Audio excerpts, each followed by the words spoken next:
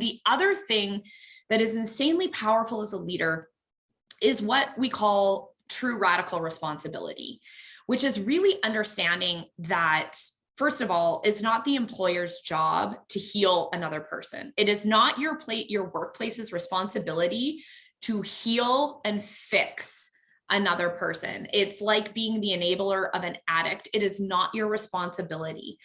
All we can do is give people the tools to help themselves.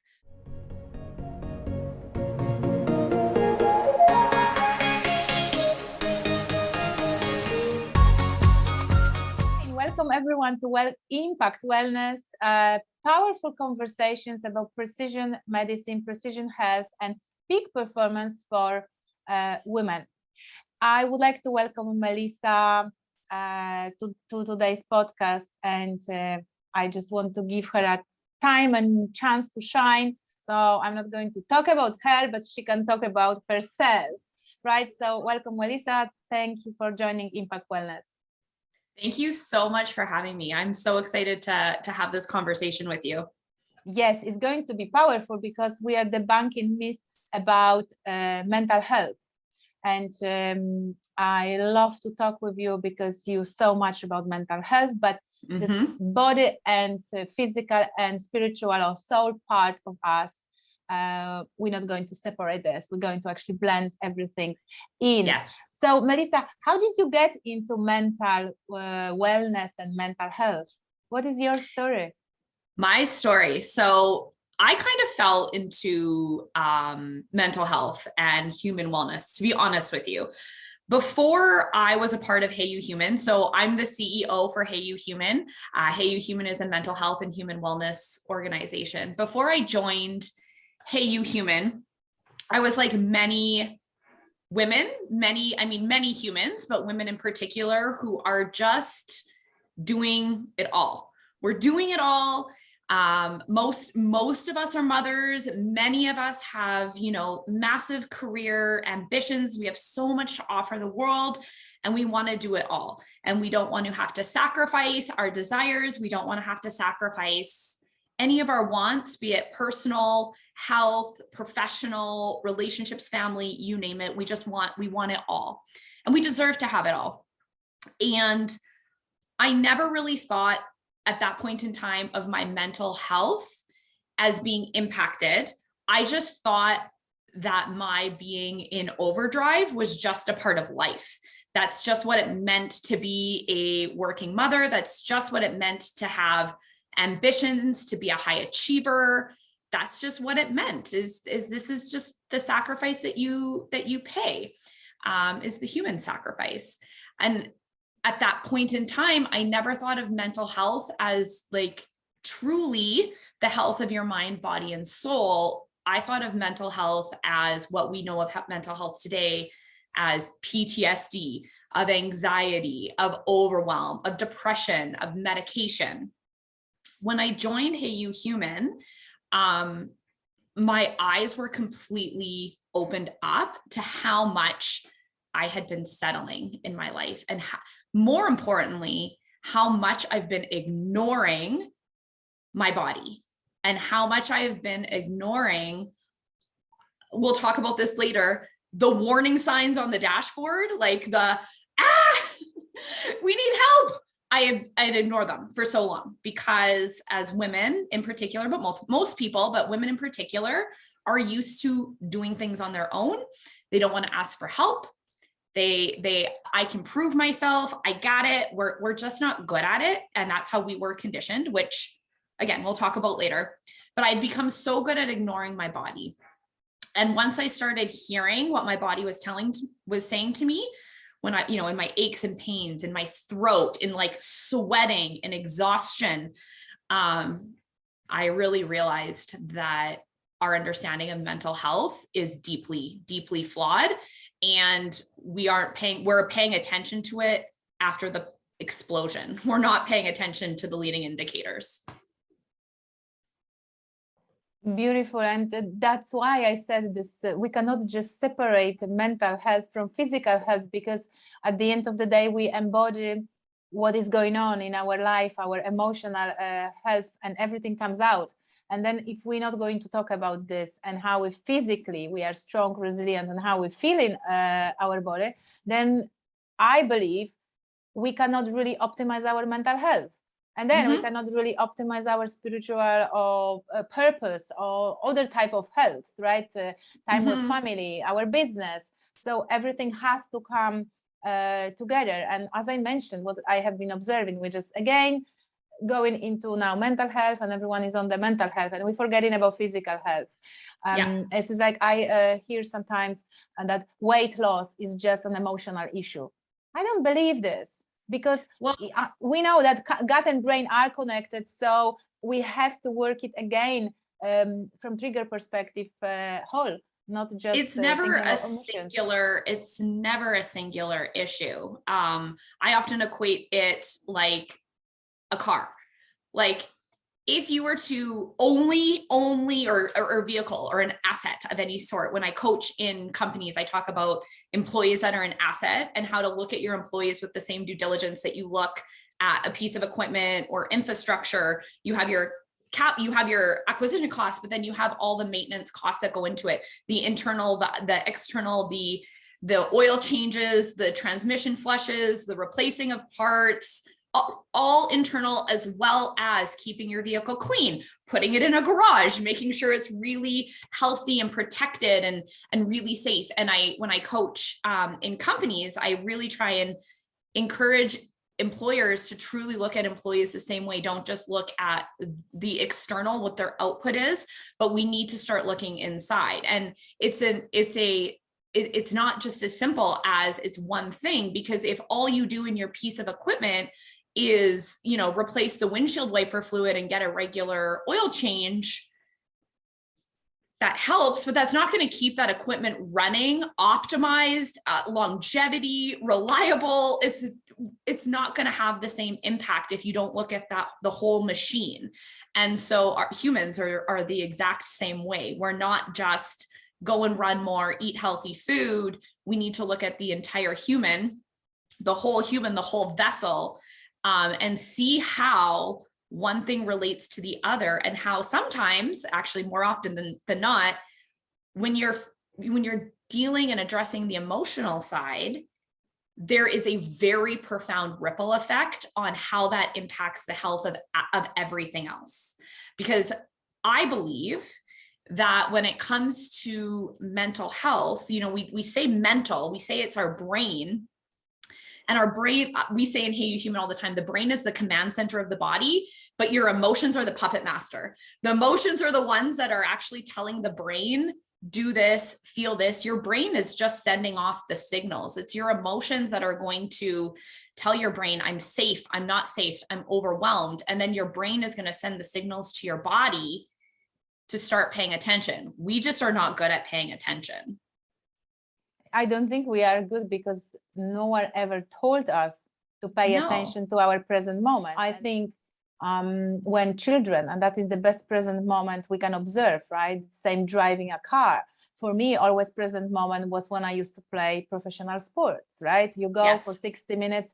You don't care what's happened 60 seconds before, because you have to think about the situation that is just coming in front of you.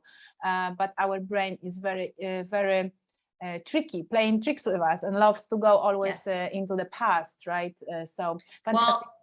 And children are, if you ever watch children, especially when you do the work and watch children without being completely frustrated and annoyed with them. But if you watch how children, when they start learning emotional intelligence, when they start learning their emotions, children are a beautiful example of how humans are supposed to be. They're upset about something and they're just flailing all over the place. They're like absolutely out of control. And what do us adults do? We come swooping in and we say, stop it, enough. That is unacceptable. Go to your room. And what do we learn as children? When it comes to our emotions, there is good emotions, there's bad emotions, there's emotions that I can have that are going to get me in trouble. We don't actually learn how to feel our emotions. At a very young age, we learn how to repress our emotions. And then as adults that are dealing with big issues like wars, like pandemics, like school shootings, our body literally does not know how to deal with the emotions. We just don't know. Big stuff all the way down to little things like getting your kids out the door, and you had to ask them 10 times to get their shoes on, and you turn into monster mommy and you're sweating and you have like, your heart is in your throat and you're like, for the love of God, like every day it's the same thing, you guys. Why? You know, and you're just angry. That is our emotions that we do not know how to express. And so I talk about the human like a vessel. It's this vessel that has all of this pressure bubbling inside, and then you snap. And our brain is like, whoa, like warning, system overload, time to shut down, going into maintenance mode. Thus, anxiety, thus overwhelm, thus mental breakdowns, because our body literally cannot handle it. We've spent years just repressing our emotions. And as adults, it's very foreign to us to really express emotions. I feel society is getting better at acknowledging crying or sensitivity, but that's not enough. We need to learn how to get to the core emotion to heal it. Otherwise, we spiral. Otherwise, we're just like the hot mess of a human that's like down the street that you're like, good God, this woman cannot get her shit together. Pardon my French. It's not enough to just cry. We need to get to the core emotion, which typically stems from childhood, and release it so that we are truly emotionally free and we're not caught in this emotional trap. But you completely right in regards children, and I have been observing this on my own daughter, and that is just a perfect example how she's learning self-regulation. But because I know this and I'm very aware, I just allowed her, because I know that it's better for her self-regulate and express any type of emotions. And we usually think negatively about negative emotion is a bad emotion, as you say. Yes. Which There's is no emotion. such thing. There's no such thing as an emotion, and as joy and happiness. But I can see the generations of my parents, how they are considering like, oh, she's crying, she's like angry, I'm like the same like my husband. I'm saying that's okay. It's I think because I'm comfortable with this self-regulation, there is no problem for me to absorb this and becoming with self-compassion, with compassion towards her. But the problem, they are not able to do that because for them is just a naughty child, right? So it's very interesting, and I think the break has to happen at the root, and helping parents understand how do they have to parent in a conscious way their children is going to help us to change those generational problem, because I think that comes from generational history. Absolutely. It's what we know. And I don't, know better, do better, right? We know better now. I think when it comes to our healing, we don't know how to heal without placing blame on the people that raised us. And for some of us, it's very easy. Some of us had rougher childhoods than others. We can very easily point blame at a specific incident or a series of incidents. But for many of us, to be honest, the hardest population of people to heal are people that had relatively good upbringings. I remember when I started doing this work, I was like, I have nothing to complain about. My parents were married. I had a good childhood. I never wanted for anything. We did family vacations. My family is very connected. I didn't have anything bad happen to me. They got mad when I snuck out, but I didn't have anything bad happen to me. But then as I learned the rapid relief technique, as I learned more about root cause emotional intelligence, I realized that even though my parents didn't intentionally hurt me, I had a ton of hurt living inside of me. That was that puppet master telling my brain how to perform and telling my brain what to do. And so what's really hard about this is that this is subconsciously going on. Our society is very good at cognitively understanding our emotions, right? Like, oh, the kid was mean to you on the playground. You're upset. I understand. Your toy got broken. You're upset. I understand. Get your emotions out. What we are not very good at, and what HeyuHuman is really on a mission to change, is that emotions are not logical. Right now, we understand the cognitive portion of the emotion. We understand where it's originating from. We can acknowledge it, we can accept it, but we don't quite yet know how to actually express it and heal it. And sometimes people just wake up on the wrong side of the bed and are angry or are frustrated or are tired. And we don't need a reason to feel that way. When people wake up and they're like a Cialis commercial, like skipping through the grass, we're like, oh wow, what an amazing human. They just naturally woke up that way. Like, that person is everything. But when people are upset, we're like, good God, what is wrong with you? Take it somewhere else. I don't want, ew, like, don't put that on me, right? We don't have the same reaction. Emotions are not logical. Emotions are run completely beneath the surface. I call it like an iceberg. There's the stuff that we see, and then there's the other 90% that's bubbling beneath the surface. And we need to get better at becoming investigators in our body and really try and understand without judgment, because that's a very difficult thing to do, where that emotion comes from. I have a story of when I was a child, when I maybe 12 or 13, I'm not sure. Or let me backtrack. In my work, I was really working on just being really supported by my staff, by my family. I was having a hard time, like I think any business owner does, letting go of tasks, empowering and trusting your team. Empowering is one thing, trusting is another, and just not being disappointed with the outcome of how people performed. And I kept having this like emotion. I actually call it a visceral response in your body. I don't like calling them emotions, because emotions are, typically seen in a negative light. I call it more of a visceral response. Like your body is reacting a certain way to something.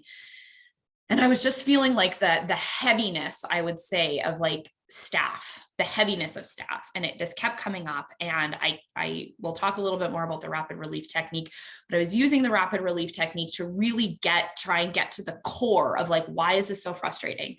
And, it came up like, no one knows what they're doing. No one, I do everything better myself, all of the things that we tend to believe as high performing women. And then this memory popped into my head of when I was young, and I had two sisters. My parents, I swear my mom just went back to work. She was at home with us for 13 years, just went back to work. They were running my sisters to activities. I got home early and they were like, can you start dinner? They're not asking me anything horrible. Like it was a very simple request. Can you start dinner? And I was like, yep. So I started dinner and I was at home alone. And I just remember in this moment feeling, this actually still makes me emotional, feeling alone, just feeling so lonely and feeling the heaviness of my family on my shoulders. And logically, I had literally no reason to feel like that. Like my parents were going to be home in 15, 20 minutes. But that was a core memory that was imprinted on me, and thus began this feeling of I'm by myself. I cannot rely on anyone. Everything is on my shoulders. And it's interesting when I can heal that root emotion. And it's not like my parents were negligent, like they were asking me something very simple, but my human had an experience. My human body learned something in that moment about how I survive and what my role is, whether or not it is right or wrong. My role was that I needed to take care of the family. I'm 100% on my own. The weight of the happiness is on my shoulders. But then you look at the adult Melissa in her work, in her relationship, that is still nobody helps me. I have to do everything by myself. And you can quickly start to see the correlation between this relatively or seemingly insignificant moment in my life and how it has had this ripple effect in my work, in how I parent, in my friendships, in my relationships, in the respect that I have in my family, because I carried this weight completely unconsciously. Once I was able to heal that moment, I'm not going to say I'm perfect because I'm far from it, but it's amazing how organically I was able to allow people to support me, how much weight had been lifted off of my shoulders, how much perfectionism was dropped from my human, simply because I didn't have that weight on my heart anymore. And I didn't, if it wasn't for the work that we do, I wouldn't have had that opportunity. And I don't blame my parents for this. This is a completely individual experience that I had. They did nothing wrong, but my human learned something in that moment. And it carried with me for, 20 years, controlling, being the puppet master of how I relate in every aspect of my life. It's a beautiful story. And again, it's just confirming, Melissa, that it is important to work on yourself. So if we are aware of those triggers, there is only way forward with it, and you have to work on yourself because they're going to come back.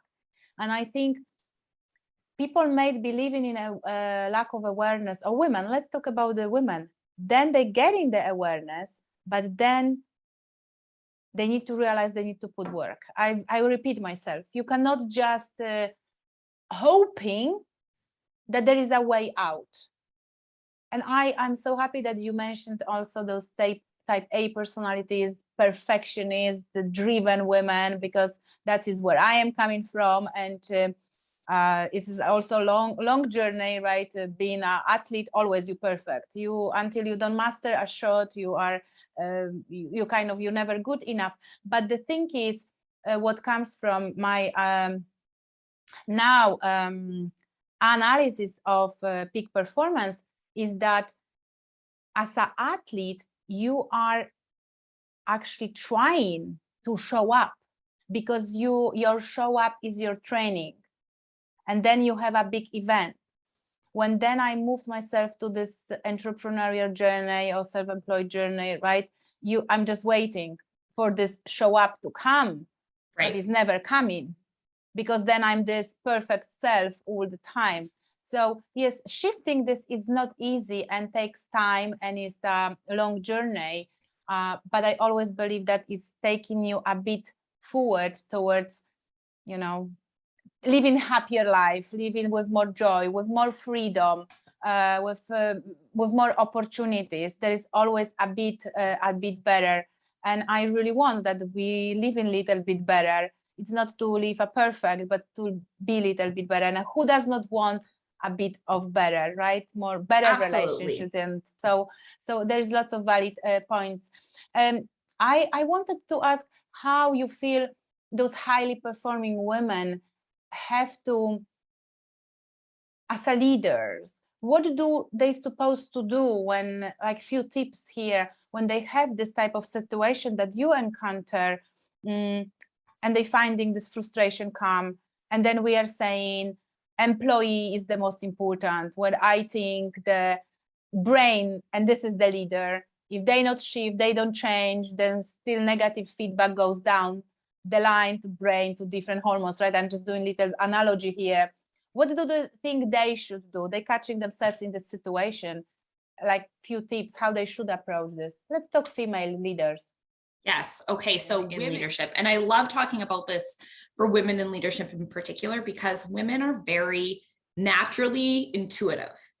Many of us have had it conditioned out of us, but women have their spidey senses. Women know, women feel things that they can't necessarily logically explain. Some of us need to just remove our conditioning, need to, remove all of that masculine energy to actually tune into it. But it is there. For women who are wanting to lead a different way, both with their staff and with themselves, it has to start with themselves. I talk a lot about leadership. There's two things that I think are immensely important when it comes to leadership. One is understanding root cause emotional intelligence. This is what we teach inside of HeyuHuman. We use the rapid relief technique, which is our proprietary technique to really get to the root of the emotion. But we need to start shifting our interactions with humans, with our employees, away from their performance and just the external and getting to the root. Because when you can really see somebody, like really see them, really understand their emotions, when you can understand, it's not the fact that they missed a deadline, it's not the fact that they don't like their coworker. When you can see past all of that, that is the straw. That is the straw that broke the camel's back. As a leader, if you can cut through all of that crap and see the human, oh my goodness, you can activate and empower and connect on such a deep level. You have loyalty like you've never had before. You have safety. Good God, we live in a world right now where jobs are being destroyed left, right, and center. Our physical safety is being being destroyed. We don't have safety. We do not have a home base. Like we do, but we don't. If you as a leader can understand root cause emotional intelligence and understand who they are at the core, and not only understand that, but have the tools to help them heal it in a way that doesn't involve you. I mean, who doesn't want that? All humans want is to be seen, understood, and valued. That's what we deeply desire at our core. And if as a leader, you can provide that in the workplace, your workplace is next level. I see so many employers trying to do what they can when it comes to mental health. We're taking, I see now more and more remote companies have mental health weeks. So now you just have like a week away from work. And I'm like, okay, that's a paid vacation, but also what happens when they come back? Like I call that the equivalent of, or, that they're doing talk therapy, or they're doing more paid time off, or they're trying to make the workplace more fun. And, they're trying to remove all the stressors. And I equate that to like having a leaky pipe and just turning off the faucet. Like, okay, great. But did we fix the issue? No. Like, as long as we don't turn the tap on, we're not going to have a flood. Like, okay, that might stop the problem for a little bit, but like, what if we need to use that tap again? Like, what do we do here? You got to go to the root. You got to go to the source. So I really encourage leaders to understand root cause emotional intelligence. And the other thing that is insanely powerful as a leader is what we call true radical responsibility, which is really understanding that, first of all, it's not the employer's job to heal another person. It is not your workplace's responsibility to heal and fix another person. It's like being the enabler of an addict. It is not your responsibility. All we can do is give people the tools to help themselves. Understanding radical responsibility means to understand that mental health, business, triggers, emotions, all of the things is a very singular experience. And what we're doing right now in work and actually in life is we give our power away. We say, if this employee performs better, my life will be easier at work. If my husband, did the dishes more, I would be more relaxed. If my kids listened the first time, I wouldn't have to yell. If my mom didn't criticize me so much, I would actually want to spend more time with her. We are giving away so much of our power so that everybody needs to perform a certain way so that I can be happy and so that I can feel good about myself. And if I'm thinking like that, so is everybody else. And then when somebody doesn't perform the way we need them to feel good, there's a breakdown. And so to understand true radical responsibility is to understand how your emotions, how your triggers, how your visceral responses, how everything is actually coming from you, healing those emotions, healing the reasons why you feel this way. And it is actually like magic when you can remove those expectations on other people, you're just like Zen. You can just see people. You're not mad at who they are or who they're not. That's just them. And like, cool, wouldn't be for me, but I see you, I respect you, I understand you. Then you can really lead your business without the emotion, but through completely objective eyes. And when there are emotions, we know how to deal with them, and we can just see them so much clearer, as opposed to this employee is a disappointment, I'm going to fire them, I've asked them to do this 3 times. That is disappointment. That is wounding. That's leading your business. When you can heal, you can really see the person. You can see what their strengths are, their weaknesses are. You can see how you can support them. And you can see very clearly if it's not a right fit. And you can handle it diplomatically. And you can handle it with this energy of confidence that just actually feels really good. And it doesn't have to be ugly. And it doesn't have to be something that you're dreading. And you don't have to be cutthroat. And you don't have to be a battle axe. You don't have to be all the things that women think they need to be in order to be successful in business, because that's how men typically operate. Typically, I'm not going to say always, but typically. Thank you so much, Melissa, for sharing so many insights. And I just want to move on a little bit into explanation of the definition. What is mental health? What do I think mental health is? Or what does the world think mental health is? I think I'm interested in both, because I have sense from what you are sharing that you've got this clinical observational vision for what mental health is, and I am clinician. Mm-hmm. I love science, and I always look and I address, and I'm learning from people who translate science and research into then my work. But then from my observation, that's not always much what is happening in clinical practice. There is lots of things that are coming and aligning, but I think the research are missing sometimes this human part that you was talking about, because we know that most of research is done on healthy male, right? And now we are talking about maybe burnout female leader, and there is no research on her done and how she has to deal with her PMS, with her pregnancy, with her pre-pregnancy, with her menopause, with her perimenopause, right? With her monthly changes, and now she has to deal with a team of people, and she's unwell about herself. So yeah, what would be here? What would you answer here? So mental health, I would say in the traditional sense, is truly the health of our sanity, of our brain, of our mind.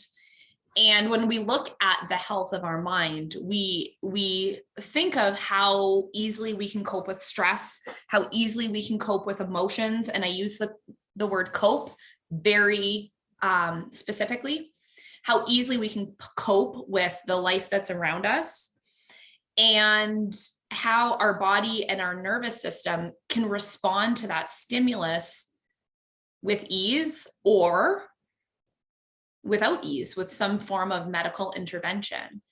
My belief of mental health is a little bit different, though. My belief of mental health actually takes a step back and looks at the emotions that are causing our brain to warn us that there is a problem. My belief of mental health is much deeper. When we look at what we know of mental health today, we have a stigma around what qualifies as a mental health issue or a mental health crisis.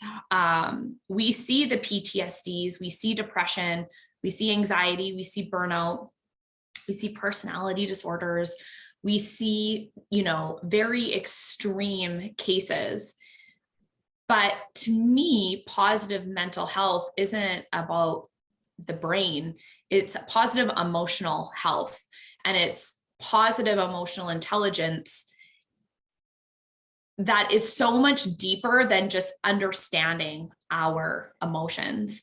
It's not about understanding that I'm sad or I'm angry or I'm frustrated, and it's okay not to be okay.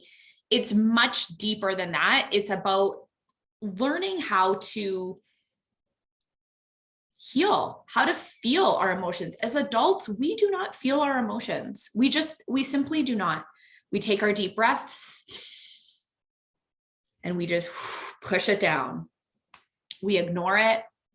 It's not until it's really intense that we need to address our emotions. And then what do? We call out, we protest, or depending on the type of personality you are, you shut down, you flee, you disconnect. And all of those indicators are signs of degrading our mental health. I think that the mental health industry is really missing the mark. When we talk about how to improve our mental health, it's kind of a joke. Like, think about it. You're like, I'm a perfectionist. I cannot turn my brain off, and go Google how to relax. And it's like, go meditate, go have a good sleep, go exercise.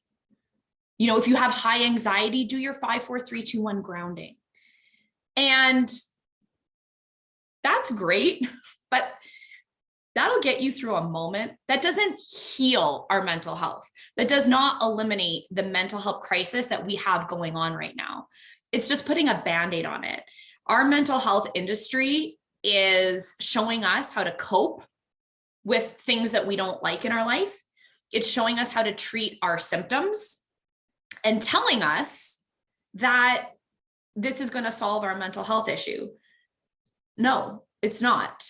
We need to get to the root cause.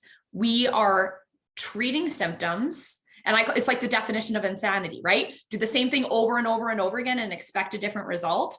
All that you're doing is doing all the things that the mental health industry is telling us to do and expecting us to feel better, but the trigger keeps coming up, the anxiety keeps coming up, the burnout keeps coming up, the frustration, the anger, the judgment, the sadness, the fear, all of those things keep coming up because we're not addressing the issue.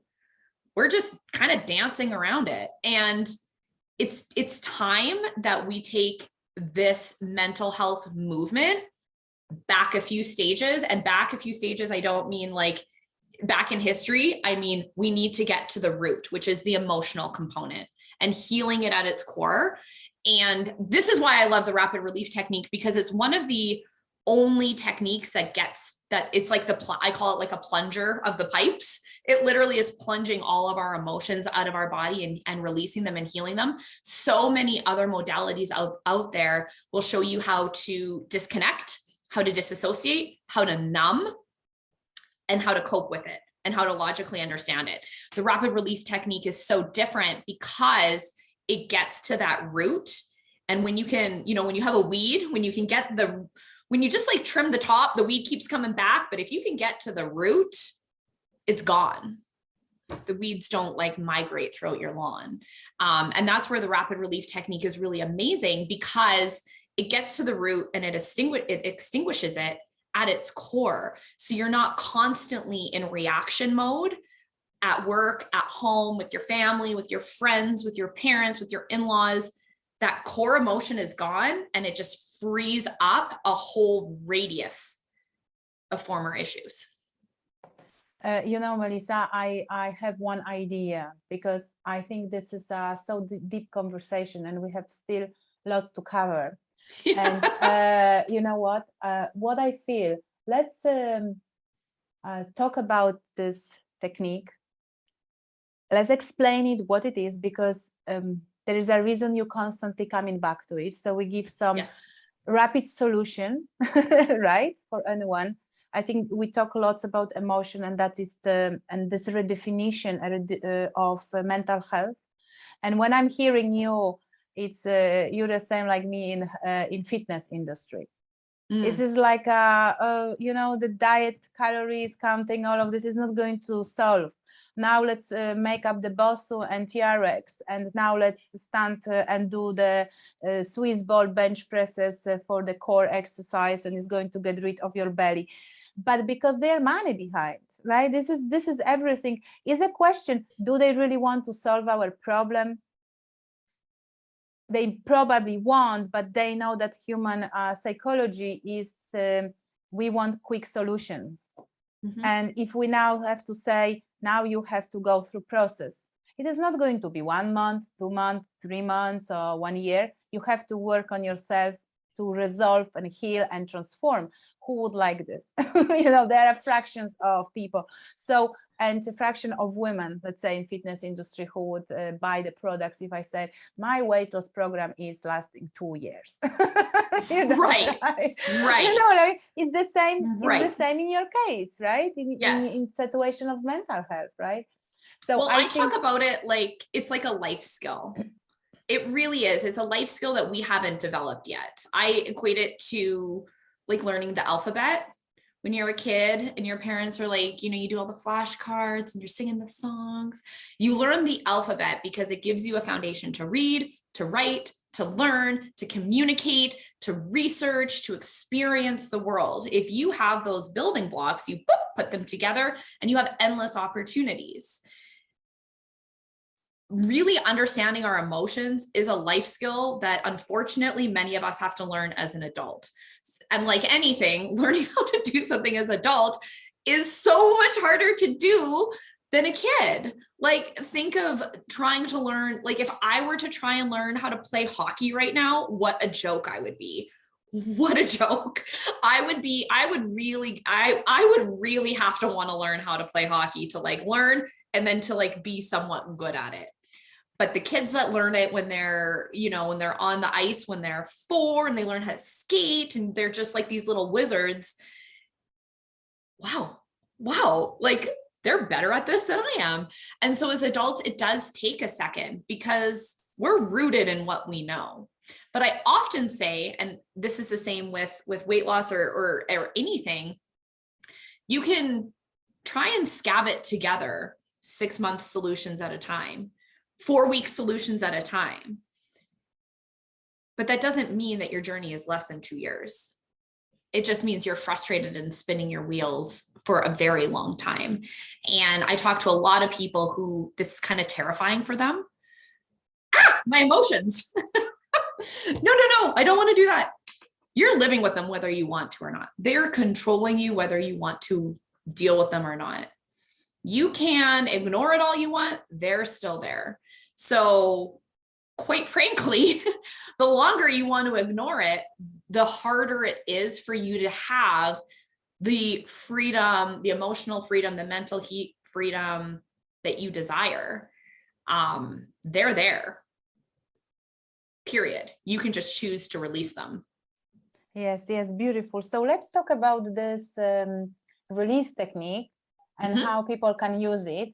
And at this stage, I will invite you for a part 2, Melissa. Sure. If you only want, we have prepared lots for you guys, and I think we will miss an opportunity to grow and develop together if we waste this content that is actually sitting on our document. I know we're on like question 3, I think. Yes, exactly. And conversation is meaningful, conversation is powerful, and I think conversation is needed. So if only you wish, we set another session. And now let's go, Melissa, into the technique. What is that all about? The rapid relief technique, RRT. The rapid relief technique is essentially the mechanism to help humans take a visceral response. I did not say trigger, take a visceral response and turn it into a healing moment. The rapid relief technique, I call it like the plunger in our sewer system. I love my analogies. When I think of emotions, I think of like, that's our shit, right? This is our shit. This is our shit that we carry, and you can let it bottle up in the toilet as much as you want. And then at some point you're like, oh, I want to get rid of this. And you flush the toilet and it's gone. Maybe. Sometimes we have big clogs in our system that cause a bit of an overflow. The rapid relief technique is like the plunger that literally clears the pipes and wipes out all of these limiting beliefs, all of these clogged emotions, so that it's your energy, your emotions, everything is just flowing freely throughout your body. What it does essentially is your body has meridians in it. This is science. Your body has meridians it's essentially how energy and information travels through our body. It's like our information highway. And it's not uncommon for those of us who have repressed emotions, which is all of us. It's not uncommon for us to have traffic jams on that information highway. And that's what causes a backlog in our emotions, in our outbursts, in our frustrations. That's like the warning lights, the ambulance lights being like, whoa, whoa, whoa, we've got an accident over here, use another route. The rapid relief technique uses specific points on the meridians to clear the emotion while also releasing the emotion physically. So how we use it, if anyone is familiar with EFT, it uses the same tapping points. It uses the same tapping points on our body. So that was adapted from EFT. But EFT is meant to neutralize an emotion, to bring us back to neutral. If we're enraged, we use EFT to neutralize. RRT is the exact opposite in its theory, in that we want to get it out. We want to literally purge our emotions while clearing using the tapping points to clear our information highway to get rid of all of that backlog. So essentially, and if people want to learn it, we have a free resource. If people want to learn the rapid relief technique for free, that is available to them. We often say that this is for the world. This is not meant only for the few people who have disposable income that can learn it. You can learn it for free. So I'm not going to take up too much time talking about it, but it's essentially getting your emotions out while you're tapping. So if we go back to my example from earlier of the little girl who just felt really, really alone, I did my tapping, and I was tapping and just saying and like feeling and releasing all of the emotions that came up in the 12-year-old version of myself. And this is practice. This is like when you work out, when you go to the gym for the first time and you're like, oh, okay, where are the dumbbells? And then you're like, okay, I know my routine. Okay. And then you go and do it and you're like, is this even doing anything? And your trainer is like, no, you got it. Just get used to it. And then maybe a few weeks in, you're like, ooh, I'm burning. I feel good. I can feel my body transforming. This is a new technique. So for some people, even just doing the tapping that's enough. That's enough to start. The goal is to actually start releasing those core emotions. So when I started tapping and I was really feeling into the loneliness and the sadness, and just like breaking down the barriers to, while I was tapping, to cry and to just say all the things that I wanted to say. Why am I so alone? Why doesn't anybody help me? I'm always alone. I'm always alone. And like tapping, I'm always alone. I'm always alone. Everything is my responsibility, and letting the emotions come out. Once you get better at it, you have an emotional release. Sometimes it's crying. Sometimes it's feeling just like lightness come out of your body. It's really quite amazing. You can literally feel like the pipes are clean. You can literally feel like energy flowing through your body in a different way. And then we teach people how to overlay the new belief. So it's as simple as being, I am surrounded by support. I have so much support. It's disgusting. Like, I am so supported, so taken care of. People just know what I need before I even need to ask them. It's overlaying this new belief system in our body, because for 20 years, for me anyways, I had a core belief that I was on my own. I could only rely on myself. I would not reveal myself to anybody else because I would just be disappointed. I would not open myself up to anybody out of fear of rejection. I would not trust anybody 100%, like to be 100% authentically me. I was good at pretending, but like there was still parts of me that was like, well, you're a little weird and people don't want to deal with your too muchness. So scale it back. Being able to release that core emotion gave me so much freedom, and I could communicate without defending myself, which was huge in business. So huge in business. I'm right. I know it. I'm right. No one ever listens to me, and so the rapid relief techniques just literally gives you the tools and the resources to access that core emotion and to feel it and release it. Inside of our core program called the Foundation, that's how we teach people how to use the rapid relief technique in their life and get out of a reaction mode and start healing proactively. So for people who maybe go and learn RRT themselves, you can use the technique and you'll be responding to triggers or to those visceral responses. You'll be responding to an emotion.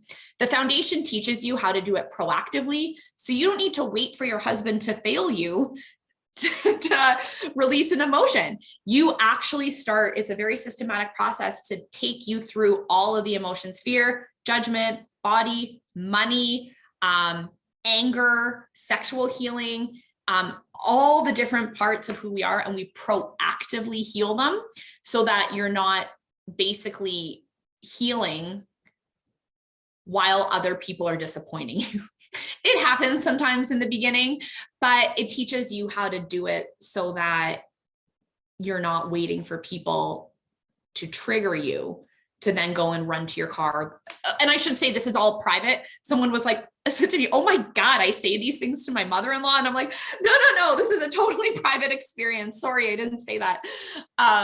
You're not waiting for it to be triggered and then go and run into your closet or into your car or into your bathroom or into your shower to start tapping and using the technique. You actually can, it evokes emotions proactively so that you can heal them, and move out of that reaction mode. And it takes you through the full 360 degrees of the human experience, not just one singular instance at a time, which can feel very long and draining. There are a few words that you've used that I really love about this technique. And you answered the question, you clear, because I knew about emotional freedom technique. So you nicely explained that, because that would be one of my questions. What is the difference? But you used words proactive, which I really like, and that is the way we think also in HPM Wellness, right? It's taking action, so you then don't need to work harder to be in that healthy longevity mode. But also what I sense from this technique that combine both healing and transformation, because you don't just remove the emotion and the impact of the emotion on the body, but you actually replacing with a positive, not positive, like with new belief. Oh, not positive. Yeah. You see, I'm just saying positive button and good and positive. Right. So you're replacing this. It's very important, because that's what I always explain to my female customers. Now you're living in awareness, but now you have to practice, because you have to create new neural pathways. Otherwise, the brain like safety comes back to the places where comes back to what it knows. Exactly. And the brain does not know if you were feeling bad or good about that particular situation, right? It's just the feeling and emotions stay. And I think there is something around trauma here as well. But it's positive. And what also makes me think how it's important to recognize your physical manifestations and what your body embody, because you at the end tapping on the physical part of so that what everything what Melissa is saying and sharing has science. You know what I mean? It's not with this isn't woo-woo-wah-wah. This is not woo-woo. No. No. In part two of our interview, I will talk about how we came across this because it actually started in the spirituality world. I'll talk about the origin story of the rapid relief technique. And I'll also talk about, we brought up manifestation and the physical manifestation. I want to talk about, we're anchoring into new belief systems, but right now, that is our coping mechanism. Right now, people are doing the ignore it, don't let it bother you, the power of positive thinking, just be grateful. And we're overlaying that over our junk. And we talk about it like renovating a house, right? If you have a house that's like rotten at the studs, putting up a new coat of paint, putting up some new wallpaper, it's going to look pretty, but it's still like rotten on the inside. And so the rapid relief technique gets you right to the core. It takes you down to the studs and rebuild. That's why we call the foundation the foundation.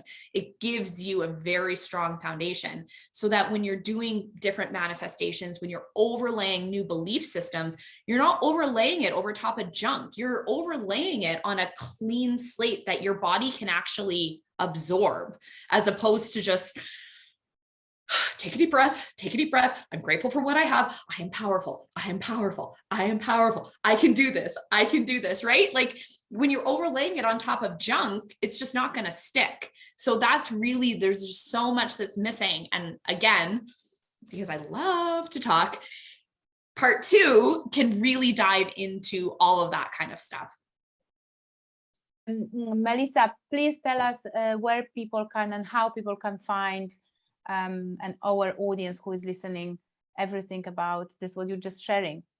Yeah, absolutely. So if you are I have a few different resources. So if you are a female leader or a leader of any gender, yes, of any kind, whether you're a business owner, an entrepreneur, if this is something that you're very intrigued with and you want to learn how to bring this into your workplace, how to embody this, how to use this new form of leadership and awareness for yourself as a leader and within your company, I would just love for you to reach out to me directly. My email is melissa@HeyuHuman.com. And I'm assuming you'll have these in notes or whatever for the podcast. Yes.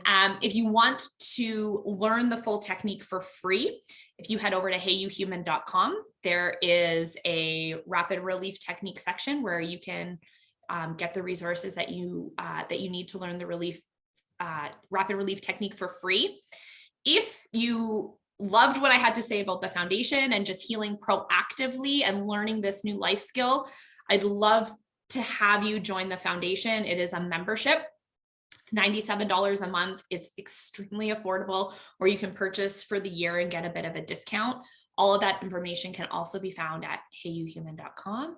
And if you're just, hearing what we're saying and you're curious and you're like, okay, I need to know more. I don't necessarily know if I want to sign up for anything. We also have a free social community. So you can head to app.heyuhuman.com, and we have it's like our own universe that we're creating. There's just a whole group of people. There's the free membership, the paid membership, a whole bunch of free resources. Everything that you need is in there. We have live events, free events, paid events, like the works, where you can come and just hang out and learn a little bit more about this new life skill and this new way of thinking. And then hopefully want to join the foundation and help us change the world, one mentally and emotionally informed person at a time. Beautiful. Thank you so much. Thank you so much, Melissa. Thank you so much, everyone. And yes, once we finish this, we're going to schedule another interview, because it's very impactful, is needed. And I love the new way of thinking. And we are here little bit thought leaders. Even if we taking some message from someone, we still bring in a new and innovative way of supporting female in business and female entrepreneurs, a performance or any type of female that's really wants to change the world, so we want Absolutely. to give you some great tools to be able to go through with all of those challenges and resilience. Thank you so much, Melissa. Thank you for having me.